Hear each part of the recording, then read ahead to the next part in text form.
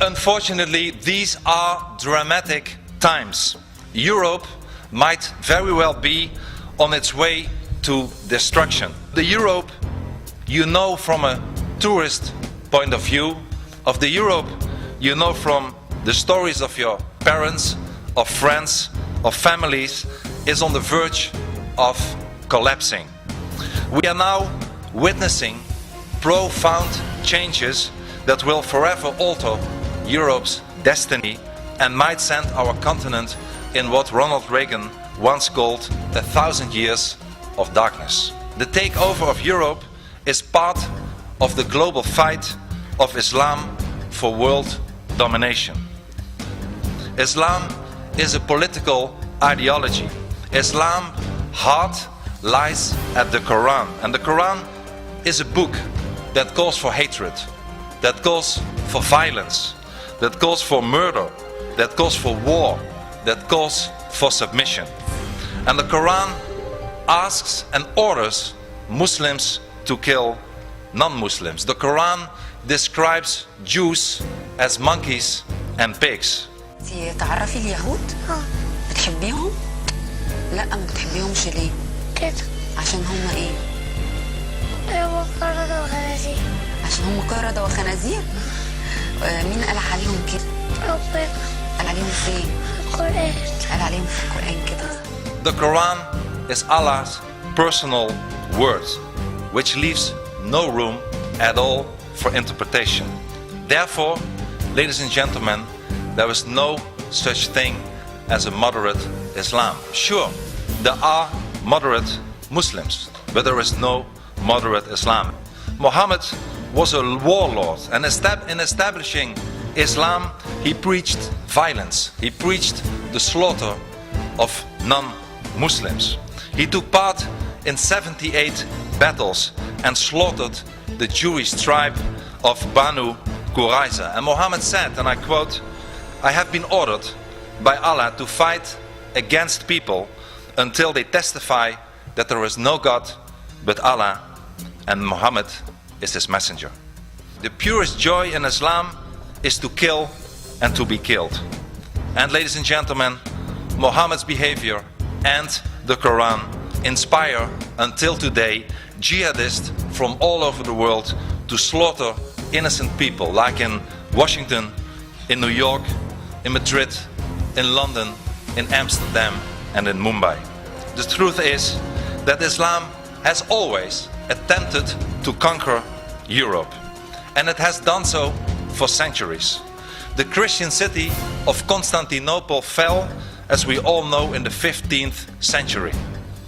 And now, in the 21st century, Islam is trying again. This time, not with armies, but through the application of al-Hijra, the Islamic doctrine of migration. This doctrine, al-Hijra, is based on the example of Muhammad, who, as you know, migrated from Mecca to Medina. And the Libyan leader, Muhammad al-Gaddafi, said, and I quote him, "We have today 50 million Muslims in Europe.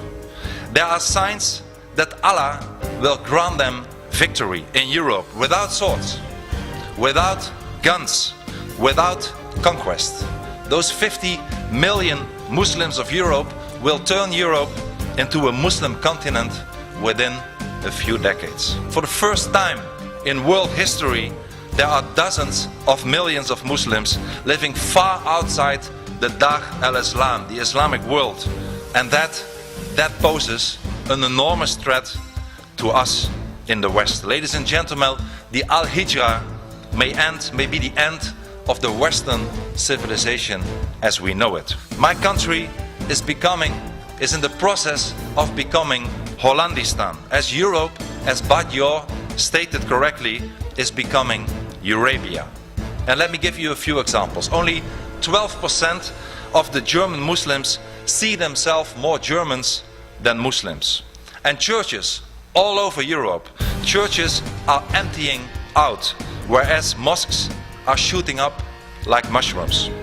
Medieval phenomena as burqas, as honor killings, as female genital mutilation are becoming more and more prevalent. An hour before this footage was recorded, her father had tried to murder her. A month later, he succeeded. Banaz Mahmoud was just 20 years old. She just wanted to get out of it, be a free person, be allowed to get out of the house when she wanted to. You know, not be locked up and be told what to do. But that attitude was too much for her father. He beat his daughters with his shoe and called them whores just for wearing makeup. When he discovered Banaz had a secret boyfriend, Mahmoud and his brother Ari decided to murder them both. On New Year's Eve 2005, here in South Wimbledon, passers-by found Banaz running through the street, covered in blood and pleading for help. Banaz made her way to a cafe down here on the main road and the police were called. PC Angela Corns was the first officer in attendance. Now, PC Corns was unsympathetic when Banaz told her how she'd been plied with brandy and how her father had then tried to kill her. Instead, PC Corns wrote in her notebook that Banaz was being melodramatic.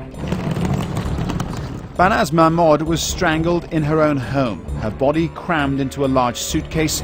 It was then transported north to Birmingham and buried in a hole 5 feet deep in the back garden of this house.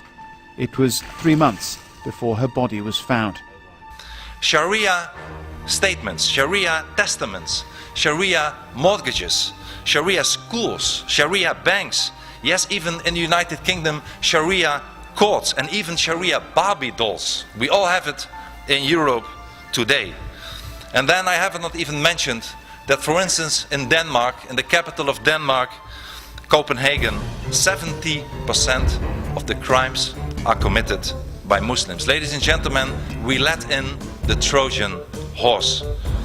And allow me to give you a few examples that it's also happening not only in Europe but also in your country, in the United States.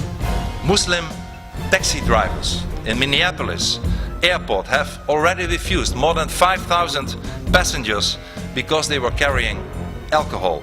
Muslim students are demanding separate camping housing. Muslim women are demanding separate hours in gyms and in swimming pools. Schools already here in the United States have been banning Halloween and Christmas celebrations. Schools are taking pork off their cafeteria menus to avoid Muslim students, to offend them. Ladies and gentlemen, please be aware that everything I mention is just the beginning. If things continue like this, you will have the same problems as we currently have in Europe. If we do not stop the Islamization, we will lose everything. We will lose our identity, we will lose our culture, our democratic constitutional state, our freedom, and indeed our civilization.